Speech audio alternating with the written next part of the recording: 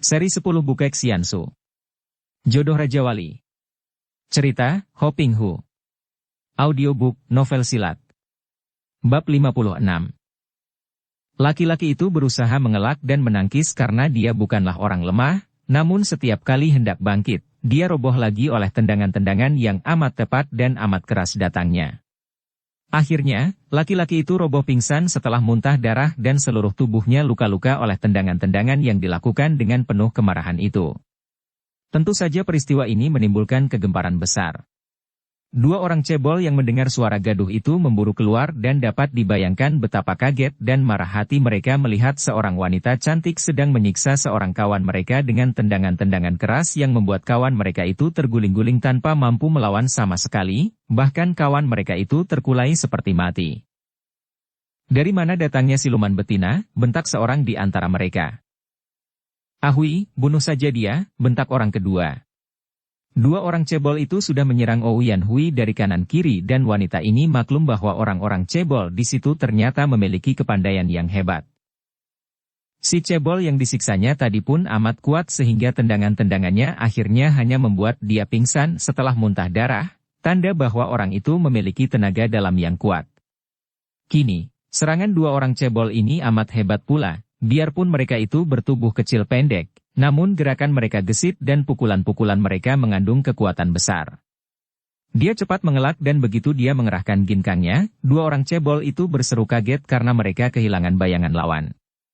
Selagi mereka bingung, tiba-tiba seorang dari mereka memekik keras dan terpelanting karena tengkuknya telah kena dihantam dengan tangan miring oleh Ouyan Hui sehingga dia terbanting dan pingsan seketika.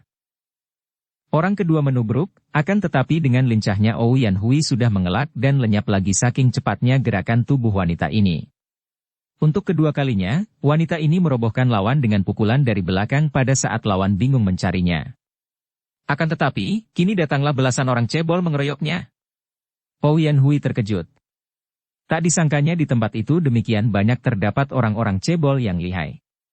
Dia tidak takut, akan tetapi juga tidak berani memandang ringan, maka dengan mengandalkan ginkangnya dia mengelak dan berloncatan ke sana-sini sambil membalas setiap kali terbuka kesempatan.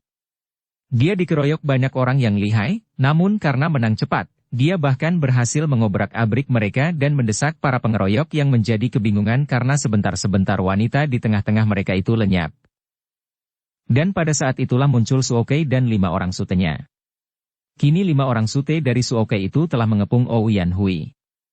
Melihat sikap mereka, Ouyan Hui dapat menduga bahwa tentu mereka ini merupakan pimpinan-pimpinan dari orang-orang cebol itu, maka dia bersikap waspada, melihat betapa 5 orang itu mengambil kedudukan di 5 penjuru angin.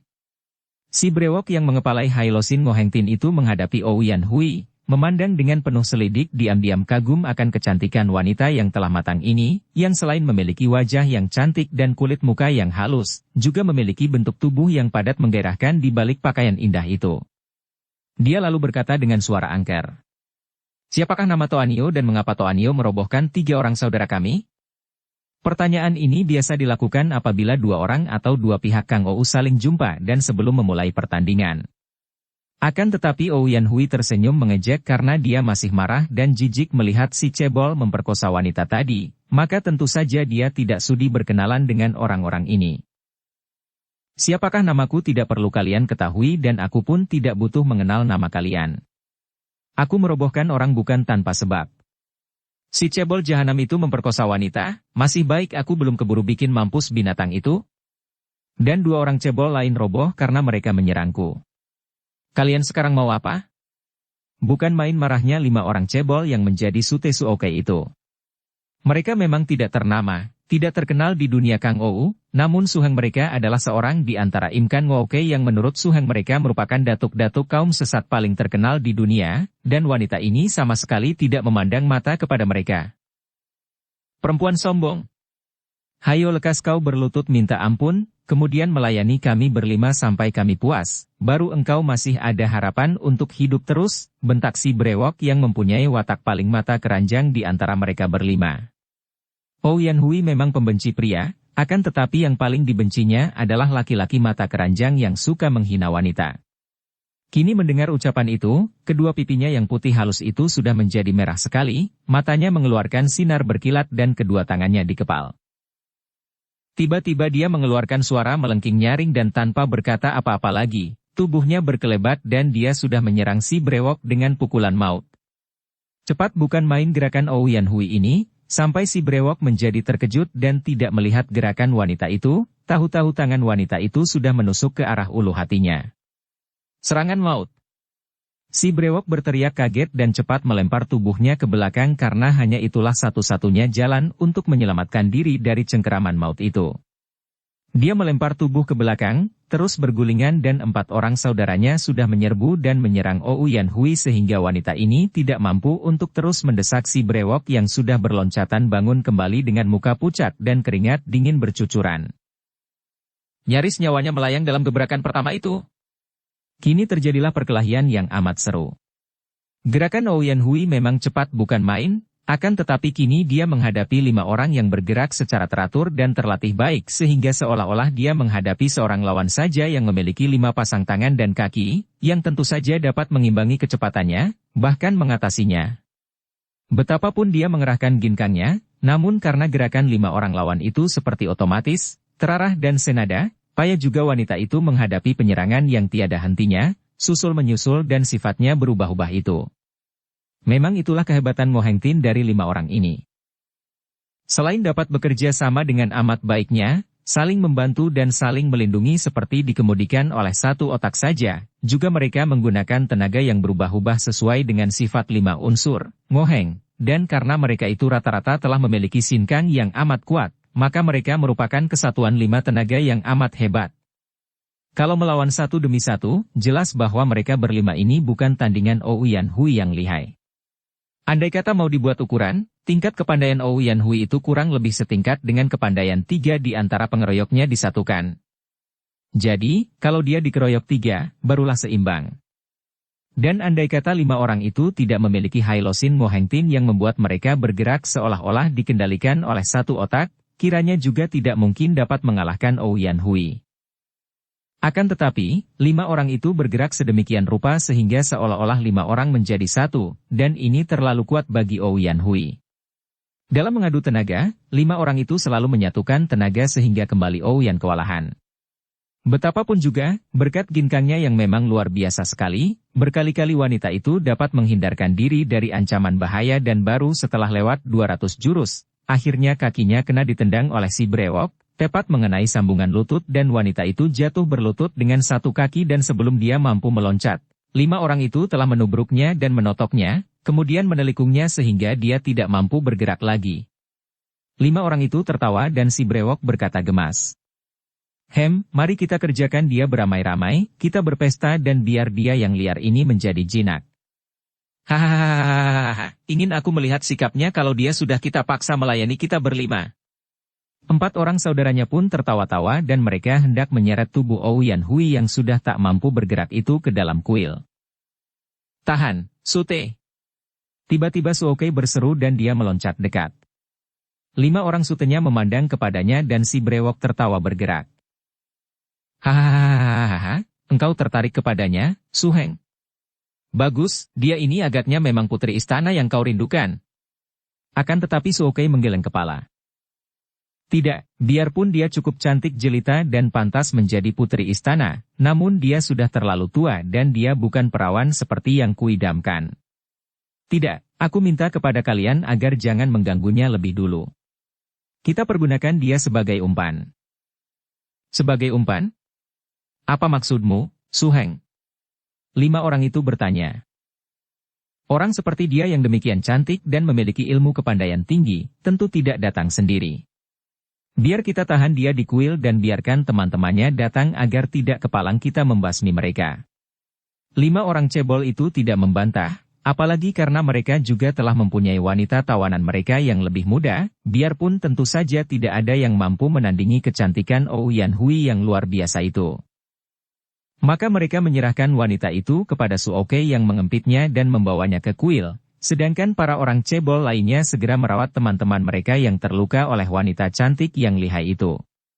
5 orang sute dari Suokei kembali ke kamar masing-masing, sedangkan Suokei sendiri lalu membawa Ouyan Hui ke dalam kuil, kemudian dia mengikat kedua tangan wanita itu kepada sebuah pilar besar di bagian belakang kuil, mempergunakan rantai yang amat besar dan kokoh kuat.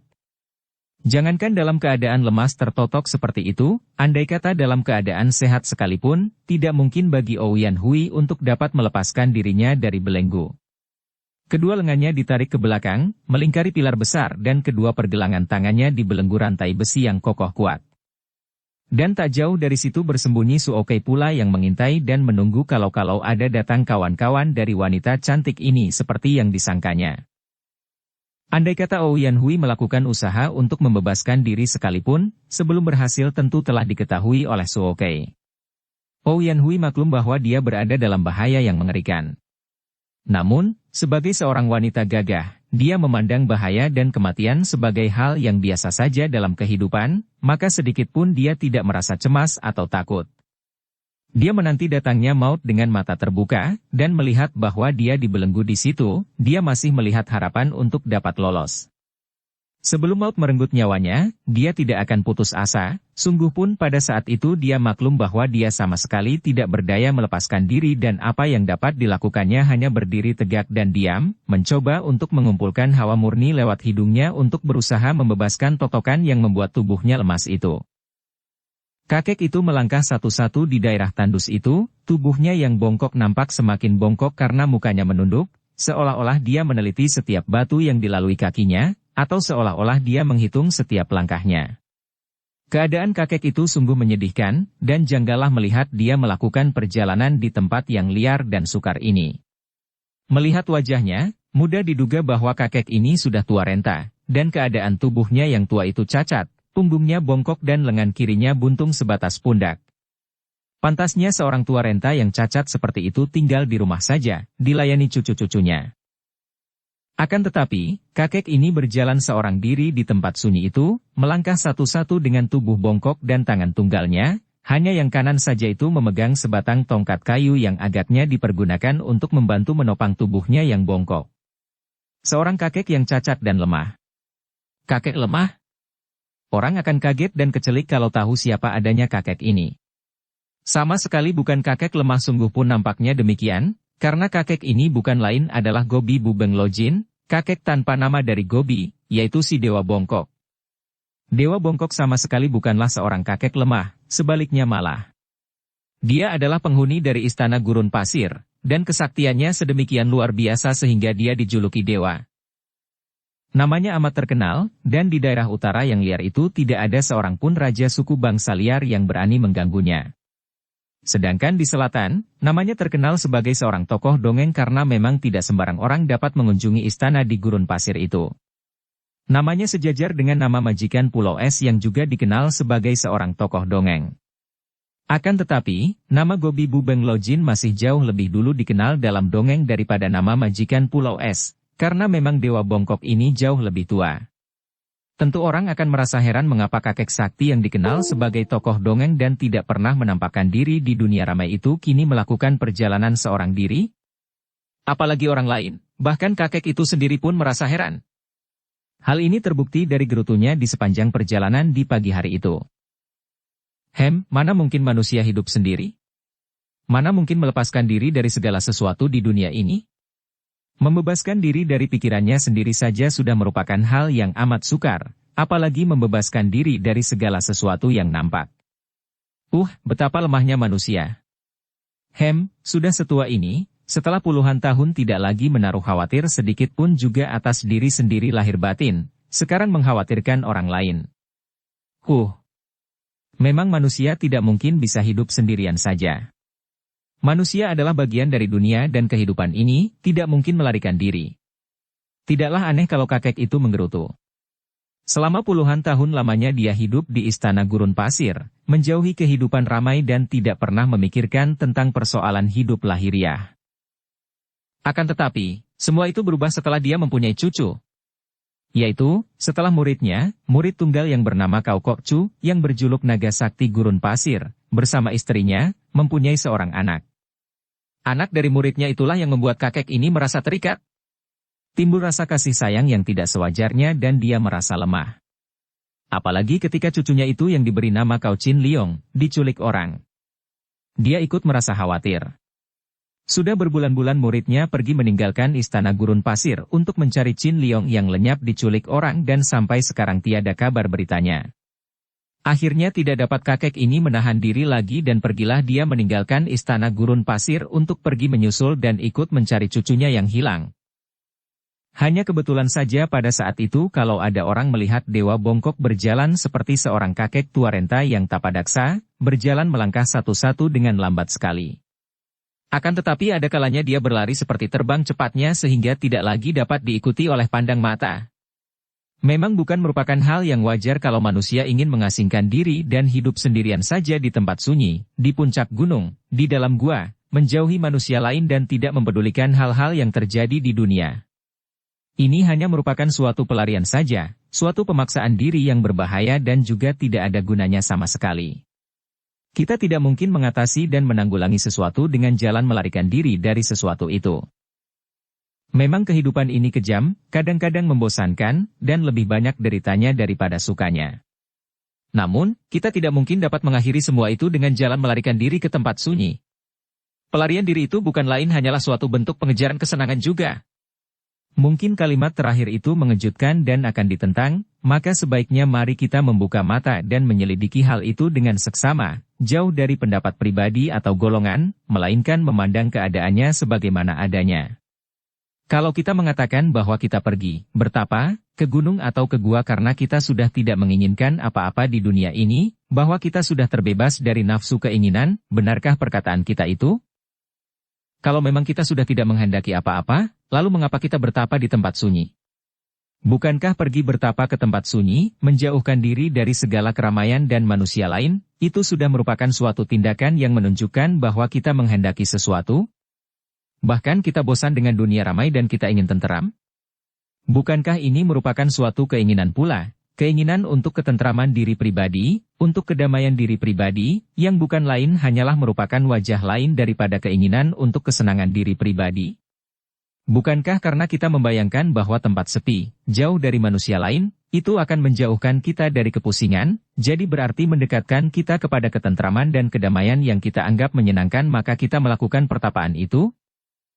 Karena pada hakikatnya hanya merupakan pengejaran kesenangan belaka, biarpun diberi nama yang lebih agung seperti kesempurnaan, kedamaian, ketentraman dan sebagainya, maka pada akhirnya, para pengejar kedamaian melalui tempat-tempat sunyi itu akan kecewa. Di sana pun, di tempat sunyi, di puncak gunung, di dalam gua, di tepi pantai, mereka akan ditelan kehampaan. Mengapa demikian? Karena jelas bahwa segala pengejaran keinginan itu akan menuntun kita kepada kehampaan dan kekecewaan, kepada perbandingan dan selalu akan membuka mata kita bahwa apa yang kita bayang-bayangkan selagi mencari itu ternyata tidaklah seindah seperti yang dibayangkan. Akan timbul kebosanan, akan timbul keinginan untuk mencari dengan cara lain, yang dianggap lebih unggul, lebih agung, lebih mendalam dan seterusnya. Mempelajari tentang hidup tidaklah mungkin tanpa kita terjun ke dalamnya. Dan hidup adalah hubungan antar manusia, hubungan antara manusia dengan benda-benda, antara manusia dengan pikiran-pikirannya. Segala persoalan yang kita namakan mengandung suka atau duka, bukanlah keluar dari si peristiwa itu sendiri, melainkan timbul dari pikiran. Pikiranlah yang membanding-bandingkan, pikiranlah yang menilai, lalu pikiran yang mengambil kesimpulan, memutuskan bahwa peristiwa ini merugikan lahir atau batin, karenanya mendatangkan duka, dan peristiwa itu menguntungkan lahir atau batin, karena mendatangkan suka. Karena semua kesengsaraan timbul dari pikiran kita sendiri, maka benarkah itu kalau kita mencoba membebaskan diri dari keadaan lahiriah dengan jalan mengasingkan diri? Bukankah batin kita yang menjadi sumber segalanya? Selama hati dan pikiran, yaitu batin, kita masih sibuk dengan 1001 macam persoalan, biar kita sembunyi di puncak gunung tertinggi sekalipun, kita masih akan mempunyai persoalan-persoalan, baik yang menyenangkan maupun yang menyedihkan. Sebaliknya, kalau kita sudah bebas dari pikiran yang menjadi sumber suka duka, biarpun kita berada di tengah-tengah keramaian dunia, kita akan mengalami keadaan hidup yang lain sama sekali. Dewa Bongkok adalah seorang pertapa semenjak dia masih muda. Dia sudah terbiasa dengan tempat sunyi.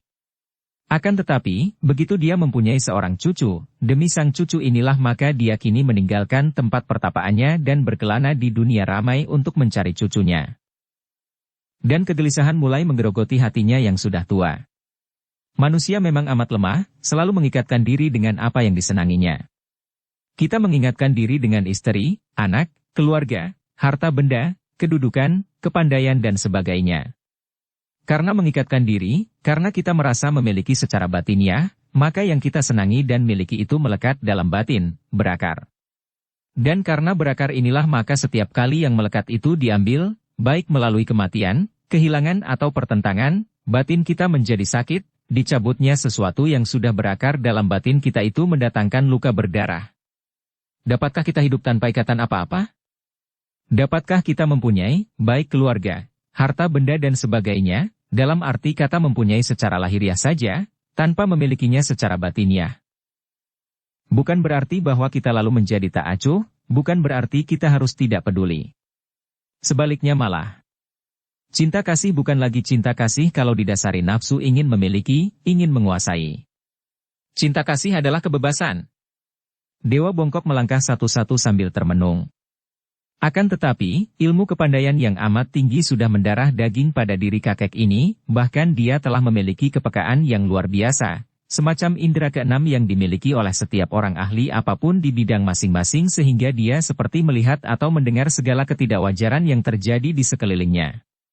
Memang setiap orang yang sudah ahli memiliki indera keenam ini. Bagi seorang ahli silat tingkat tinggi, indera keenam ini berupa kewaspadaan terhadap segala macam bahaya yang mengancam, dari manapun datangnya, sehingga indera keenam ini dapat menjaganya di waktu dia tidur sekalipun. Bagi seorang pelukis, mungkin dengan indera keenam itu dia melihat bentuk-bentuk, garis-garis, sifat-sifat dan perpaduan-perpaduan yang tidak dapat dilihat oleh orang awam, yang lalu dituangkannya di atas kanvas. Bagi seorang pengarang, mungkin dengan indera keenam itu dia dapat menangkap segala sesuatu tentang lika-liku kehidupan manusia dan alam yang kemudian dituangkannya dalam karangannya.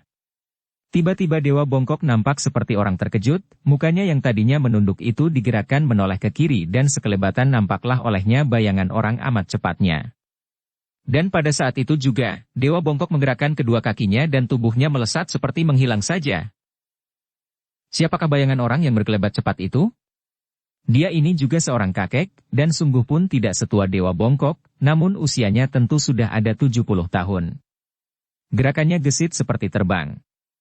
Kakek ini berwajah menyeramkan, kurus seperti tengkorak, mukanya putih seperti kapur, tubuhnya tinggi kurus.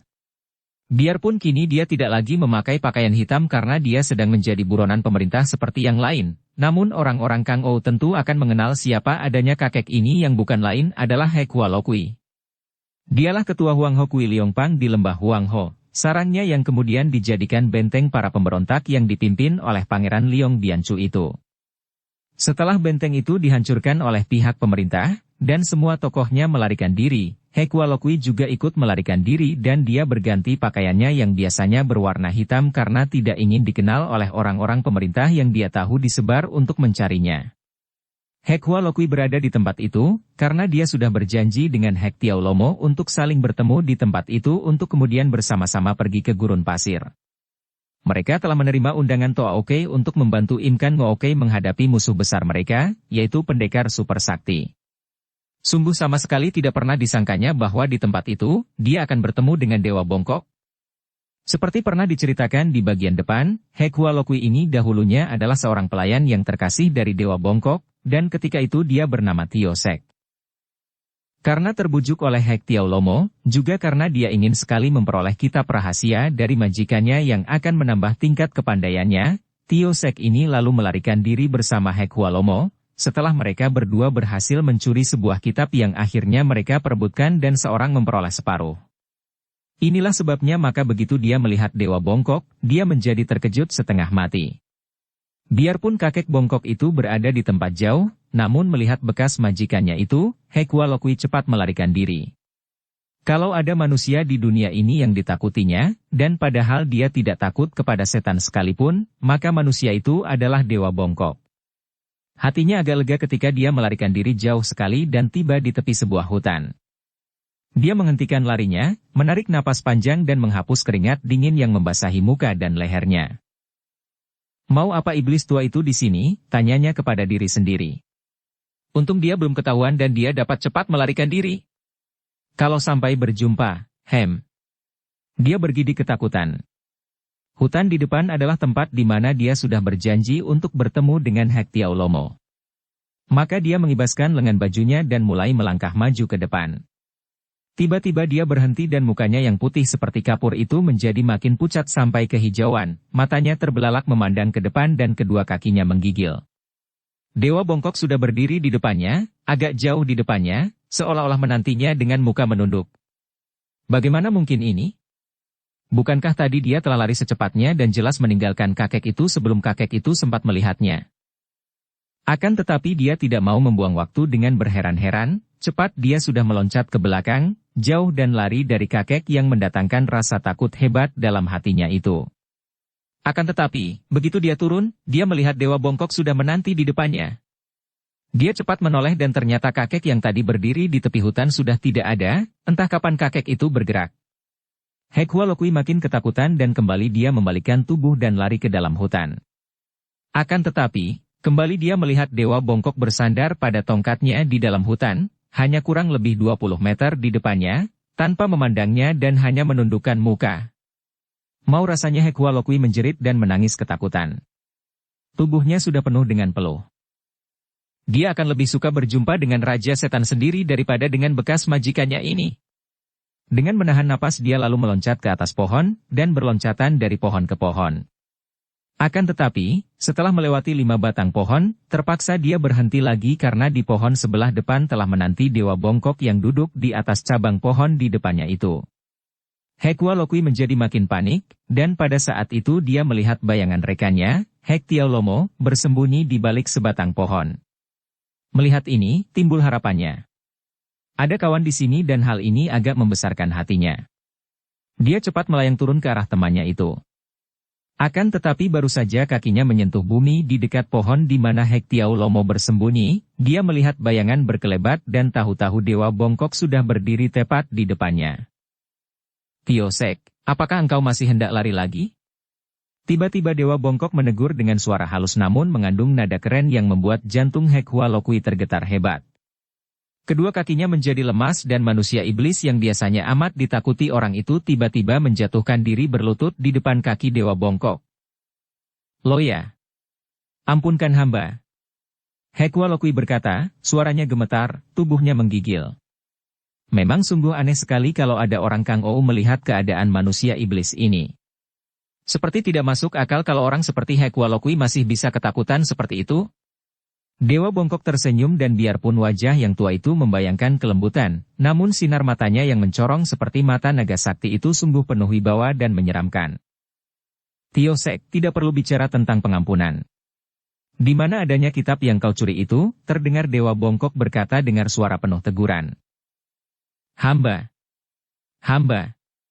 membagi 2 kitab itu dengan Hektiao Lomo." Lalu di mana sekarang kitab itu?" "Bagian hamba. Sudah hamba bakar karena hamba khawatir kalau sampai terjatuh ke tangan orang lain. Sedangkan bagian yang ada pada Hektiao Lomo, hamba tidak tahu."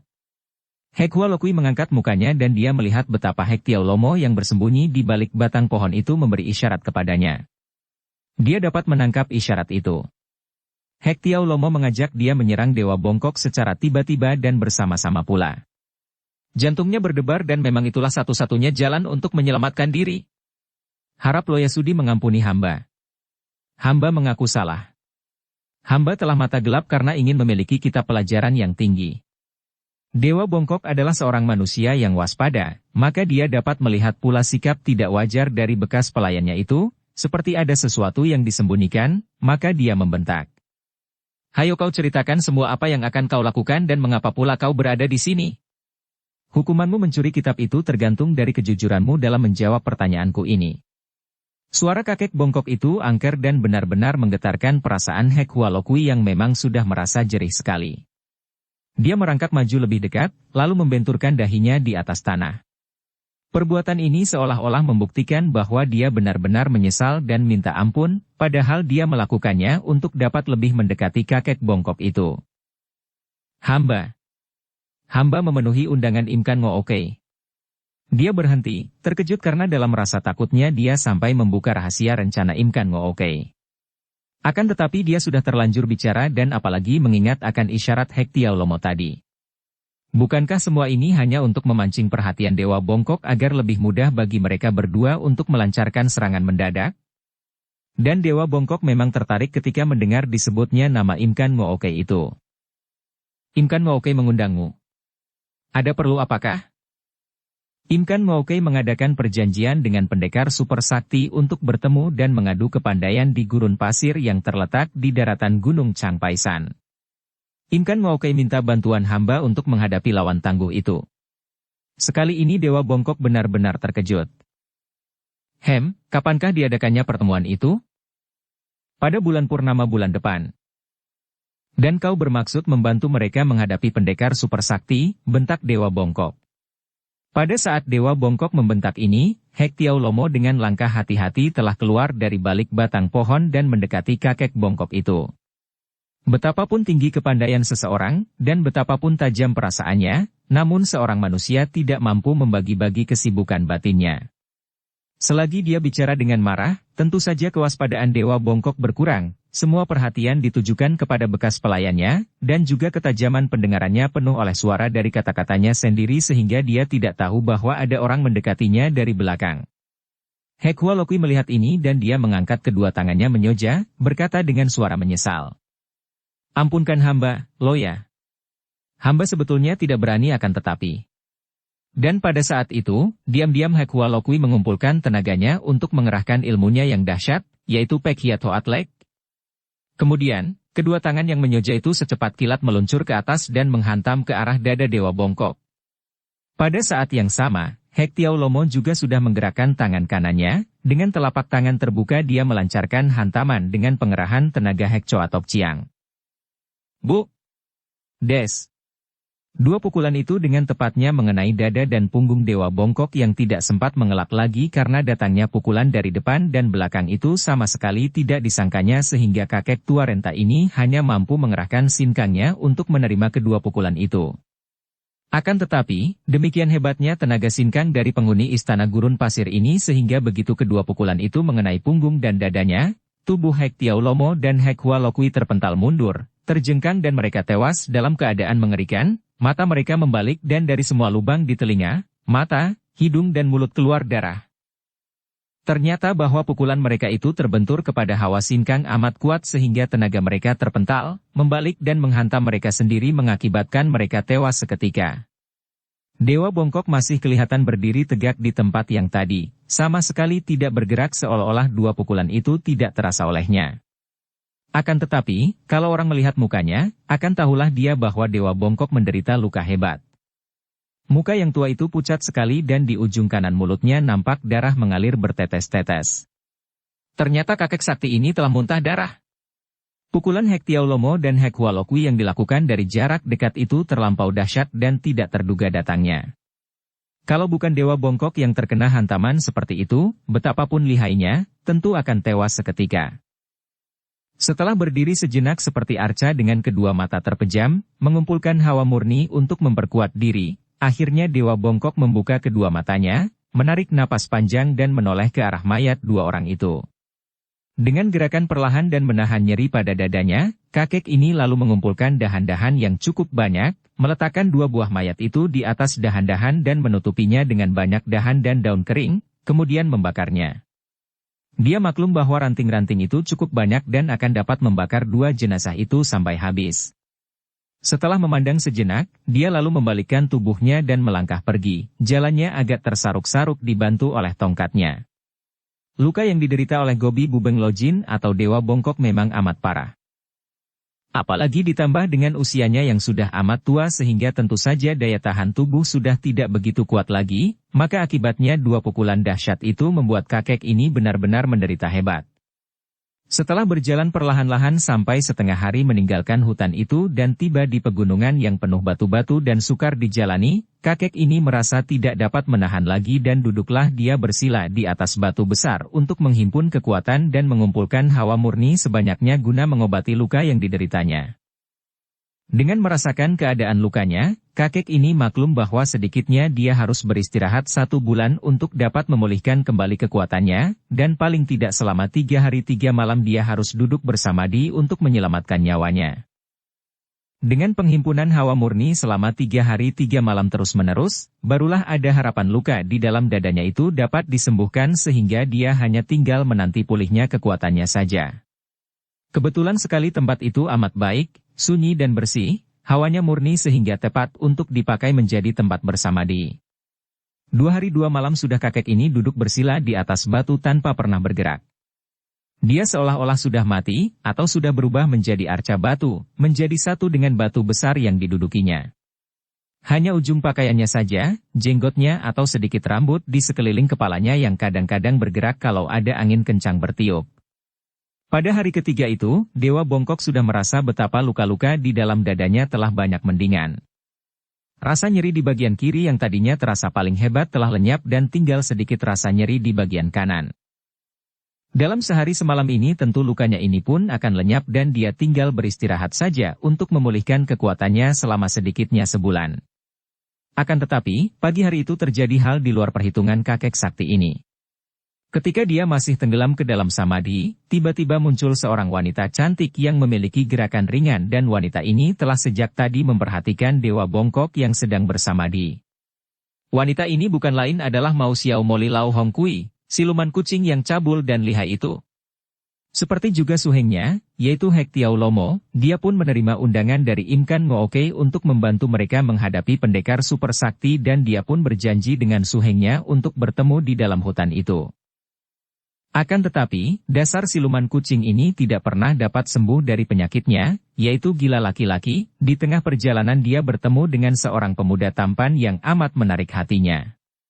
Dia lalu merayu pemuda ini dan memuaskan nafsunya sehingga dia lupa akan janjinya dan setelah dia, seperti biasanya, merasa bosan dan meninggalkan pemuda yang telah dibunuhnya pula itu, dia tiba di dalam hutan yang dijanjikan dalam keadaan terlambat 2 hari.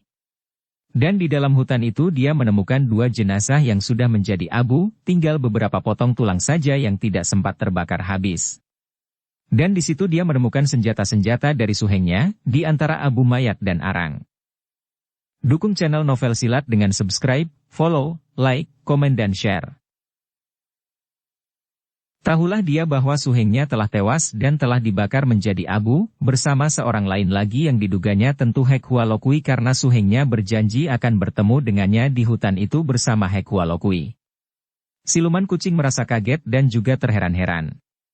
Siapakah orangnya yang demikian lihainya, mampu membunuh Hek Tiao Lomo dan Hek Hua Lokui? Dia bergidik, dan juga penasaran. Betapapun juga, Hek Tiao Lomo adalah suhengnya, dan setelah orang itu tewas, dia teringat akan hubungan mereka antara kakak dan adik seperguruan, maka timbul rasa penasaran dan marah dalam hatinya terhadap pembunuh suhengnya. Setelah mencari-cari di sekitar hutan itu, akhirnya dia menemukan Dewa Bongkok yang tengah bersamadi seorang diri di atas batu besar. Melihat kakek ini, siluman kucing memandang dari jauh penuh perhatian. Dia tidak mengenal kakek ini, akan tetapi sebagai seorang yang berkepandaian tinggi dia dapat menduga bahwa kakek itu tengah duduk bersamadi dan melihat pernapasannya yang teratur dan panjang-panjang, dia pun dapat menduga bahwa kakek itu sedang menghimpun hawa murni. Orang yang melakukan hal seperti itu hanyalah orang yang sedang mengobati luka di dalam tubuhnya. Mengingat bahwa di dalam hutan tak jauh dari tempat ini suhengnya dan Hek Hua Lokui tewas dan kakek aneh ini duduk bersamadi mengobati luka dalam mudahlah bagi Mao Xiao Moli Lau Hong Kui untuk menarik kesimpulan.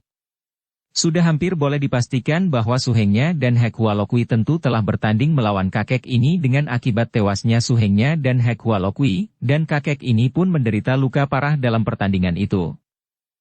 Maka mulailah sepasang mata yang genit itu mengeluarkan sinar berapi. Inilah orangnya yang telah membunuh suhengnya. Akan tetapi, Lau Hong Kui bukanlah seorang yang bodoh. Sebaliknya malah, dia amat cerdik. Orang yang sudah mampu menewaskan suhengnya dan Hek Hua Lokui, tentu bukan orang sembarangan dan memiliki tingkat kepandaian yang jauh lebih tinggi daripadanya.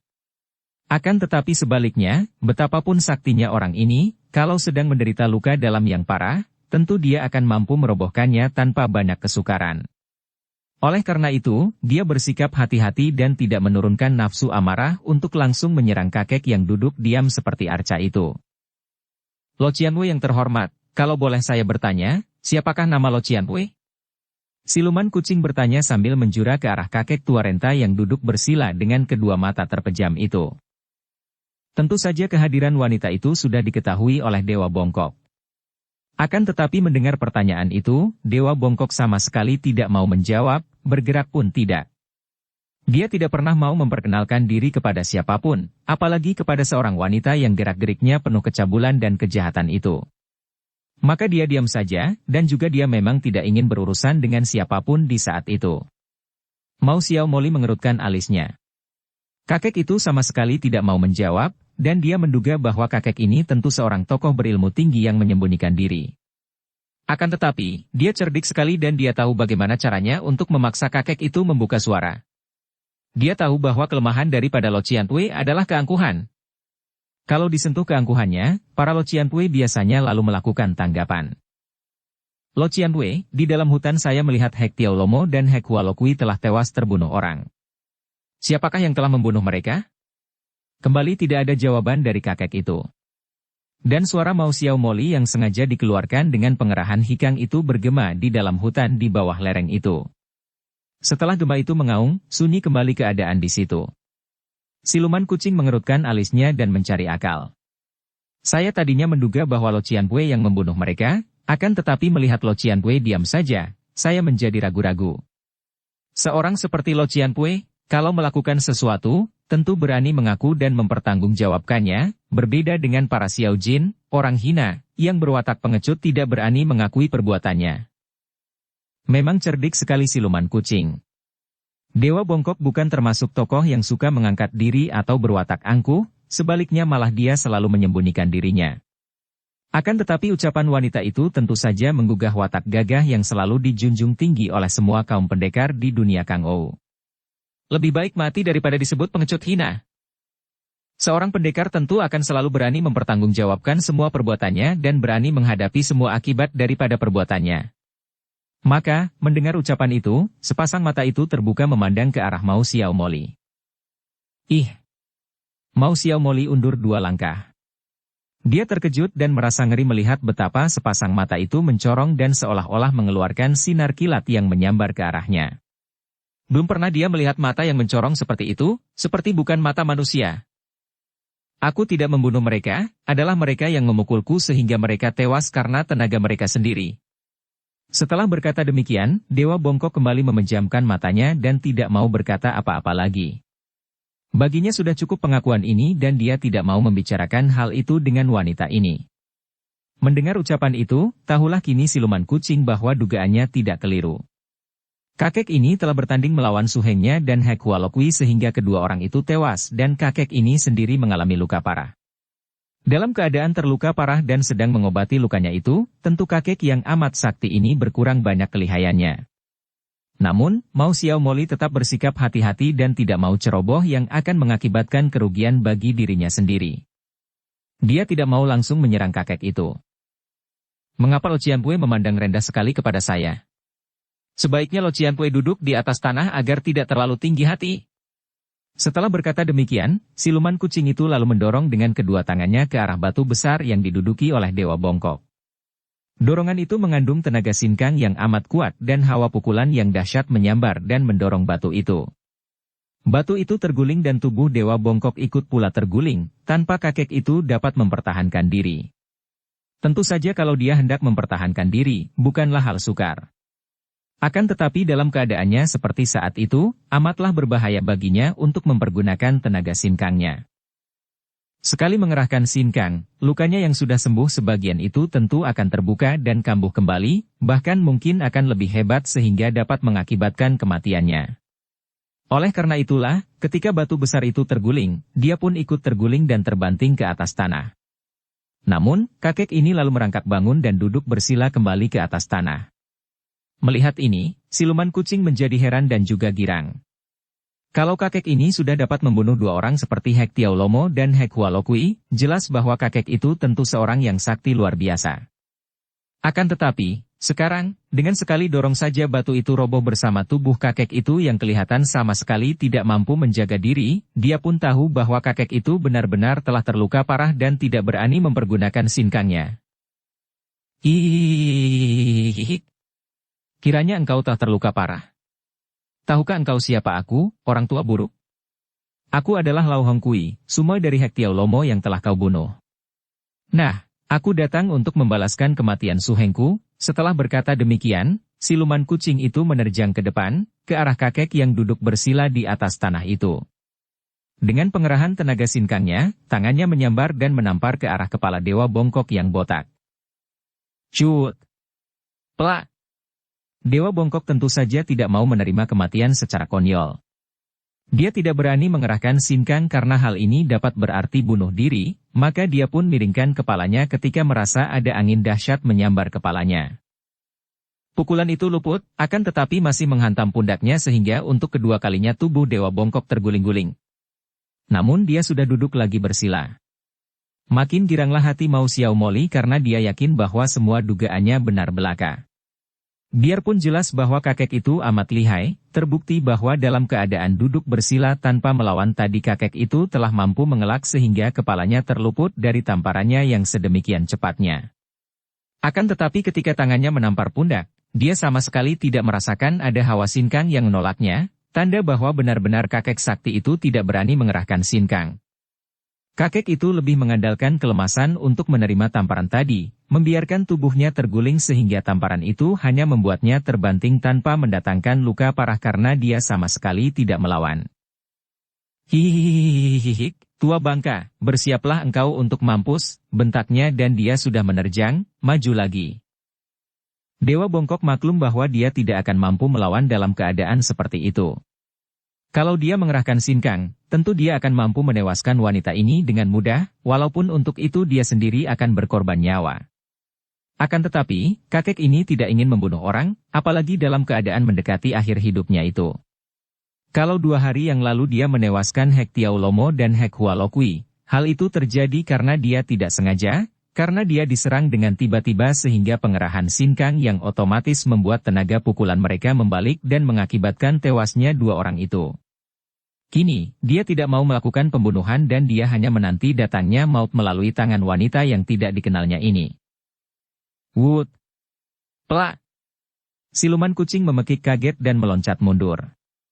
Pukulannya telah ditangkis oleh sinar hitam yang panjang dan ternyata yang menangkis lengannya itu adalah seekor ular hitam besar dan panjang yang kini melingkar di lengan dan leher seorang dara cantik jelita berpakaian serba hitam. Willy, bentaknya dengan marah. Engkau melawan bibi gurumu.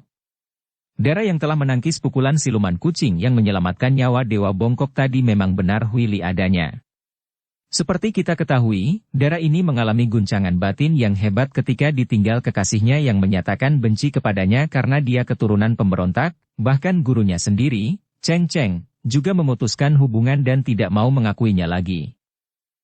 Hal ini amat menyedihkan hatinya, akan tetapi karena memang pada dasarnya Willy berwatak keras, lincah dan gembira, penderitaan batinnya itu tertutup oleh kelincahannya dan hanya mukanya yang agak pucat itu saja yang menjadi bukti bahwa di lubuk hatinya, Dara ini menderita batin yang amat hebat.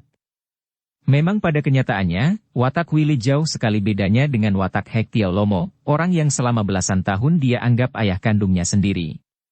Biarpun semenjak kecil dia dididik oleh seorang manusia iblis seperti Hek Tiao Lomo sehingga Willy memiliki sifat-sifat liar yang keras, namun pada lubuk hatinya dia menjunjung tinggi kegagahan dan tidak suka bertindak sewenang-wenang, bahkan lebih condong untuk melindungi orang-orang lemah tertindas.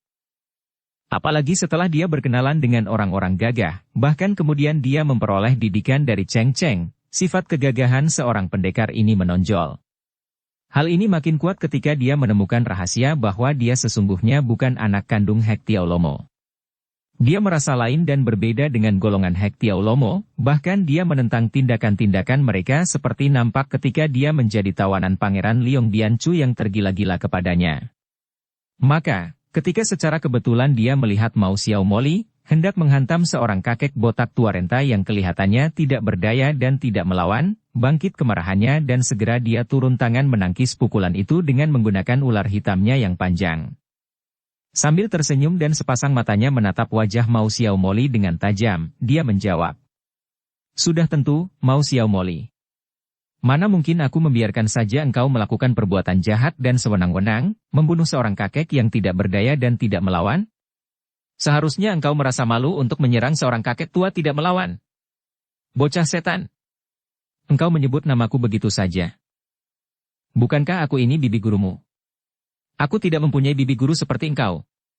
Engkau jahat, kejam dan curang. Willy, berani engkau kurang ajar. Engkau murid murtad. Ingat, aku adalah sumoi dari ayahmu. Mao Xiaomoli membentak marah. Kau tahu apa yang telah terjadi dengan ayahmu? Ayahmu, He Tialomo dan He Kualokui telah tewas oleh kakek itu. Hayo kita bunuh dia sebelum dia sembuh kembali dari lukanya untuk membalas kematian ayahmu. Setelah berkata demikian, Mao Xiaomoli melompat dan hendak menerjang Dewa Bongkok. Akan tetapi nampak bayangan hitam berkelebat dan Willy sudah menghadang di depannya. Tidak. Engkau tidak boleh membunuhnya, katanya dengan wajah keras dan suara tegas. Mao Xiaomoli mengerutkan alisnya dan perlahan-lahan mukanya berubah merah, matanya berapi-api tanda bahwa wanita ini sudah kehilangan kesabarannya. Kalau tadi dia masih bersikap sabar adalah karena dia masih mengingat bahwa darah ini adalah murid keponakannya. Willy, siapakah kakek ini dan apa mukah dia maka engkau hendak melindunginya? Bukan apa-apa. Aku tidak kenal padanya, akan tetapi jelas bahwa dia adalah seorang tua renta yang sudah terluka dan tidak berdaya, maka kalau engkau berkeras hendak membunuhnya, akulah yang akan membelanya. Keparat, murid murtad engkau, bentak Mao Xiaomoli dan dia sudah menerjang ke depan dan menyerang Willy dengan pukulan maut. Namun, dengan lincahnya Willy mengelak ke kiri dan dari sini kakinya meluncur dengan tendangan kilat ke arah lambung bibi gurunya. Mao Xiaomoli terkejut dan makin marah. Kiranya murid keponakannya ini benar-benar berani melawannya. Sing! Sinar hijau nampak dan siluman kucing itu telah mencabut sebatang pedang, lalu dia menubruk ke depan dan menyerang dengan dahsyatnya. Willy cepat berloncatan menghindarkan diri, kemudian tiba-tiba sinar hitam meluncur dari tangannya dan ular hitam itu telah digerakkan seperti senjata, menyerang dan mematuk ke arah leher Lau Hongkui. Wanita ini cepat menarik tubuh ke belakang dan mengibaskan pedang untuk membacok putus leher ular itu. Namun, ular itu amat gesit. Sudah mengelak dengan leher dilengkungkan, dan pada saat itu, tangan kiri Willy telah melancarkan pukulan tangan kiri yang mengandung uap berwarna putih. Itulah pukulan beracun yang berbau harum. Untuk kedua kalinya Mao Xiaomoli terkejut dan cepat dia mengelak, kemudian dia memutar pedangnya dengan cepat sehingga lenyaplah bentuk pedang itu, berubah menjadi segulung sinar hijau yang melingkar-lingkar dan menyambar ke sana-sini dengan hebatnya. Terjadilah perkelahian yang amat seru dan mati-matian.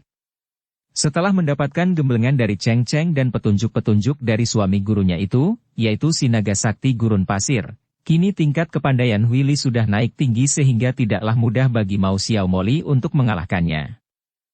Sebaliknya, Willy pun merasa sukar untuk mengalahkan bekas bibi gurunya yang lihai ini.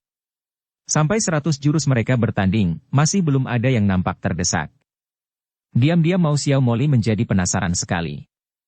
Masa dia tidak mampu mengalahkan bekas murid keponakannya? Tiba-tiba dia mengeluarkan bentakan nyaring dan tangan kirinya melemparkan sebuah benda ke atas tanah. Terdengar ledakan dan nampak asap mengepul tinggi. Willy maklum akan kelihayan bibi gurunya ini menggunakan bahan-bahan ledak, maka dia pun cepat meloncat jauh ke kiri.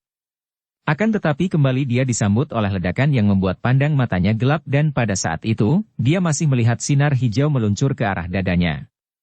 Cepat dia melempar tubuh ke belakang dan menggerakkan ular hitamnya untuk menangkis. Cerak! Ularnya terbabat putus menjadi dua dan terdengar suara ketawa mengejek dari siluman kucing itu, suara ketawa yang bercampur dengan suara kucing, ciri khas dari wanita ini. Setan! Willy memaki dan membuang bangkai ular itu, kemudian dia mengelak dari sambaran pedang berikutnya, lalu membalas dengan tamparan tangannya yang juga dapat dielakkan oleh lawan. Melihat Willy kehilangan senjata ular yang ampuh itu, Mao Xiaomoli tertawa lagi. Willy, hayo kau berlutut minta ampun kepada bibi gurumu, baru aku ampuni engkau dan lekas kau bunuh kakek itu untuk membalas kematian ayahmu. Dia masih tidak ingin membunuh darah cantik itu. Siluman betina. Willy memaki dan tubuhnya sudah meluncur ke depan, kedua tangannya mengirim pukulan berantai yang cepat dan kuat. Mao Xiaomoli menjadi marah.